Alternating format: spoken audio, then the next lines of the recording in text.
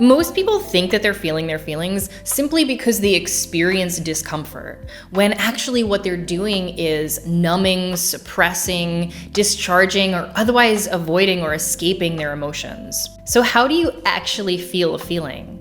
The answer is pretty simple: by paying attention to it.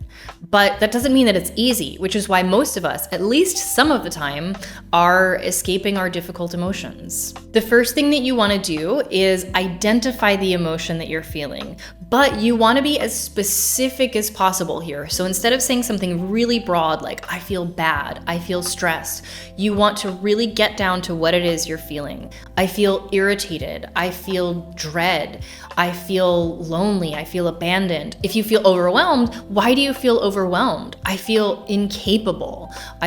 So you want to try to be as granular as possible here. Then you want to feel the emotional pattern that's manifesting in your body. So for example, when I feel sad, I often get a lump in my throat, my stomach drops, and my nose starts to tingle. But just be aware that not only does each person experience emotions differently, but each time that emotion arises, it may have a different pattern. So you won't always feel sad you won't always feel the same physical things in your body when you feel sad. So just pay attention to what's happening in that moment. Similarly, you can pay attention to what's happening in your own mind. What are some of the thoughts that are running through your head related to that emotion that you're experiencing? And a great way to do this is to write it down. One of the most effective ways to process your emotions is by writing about them. Writing can help to prevent rumination, which is running through the same thoughts over and over and over again, and can also lower the intensity. But try to stay out of judgment when it comes to your thoughts. So rather than labeling them as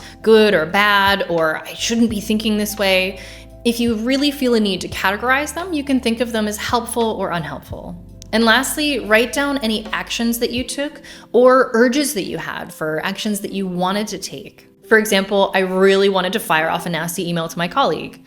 I yelled at my kid. I went into the kitchen and I ate a whole sleeve of cookies. I doom scrolled in bed for 3 hours. And that's it.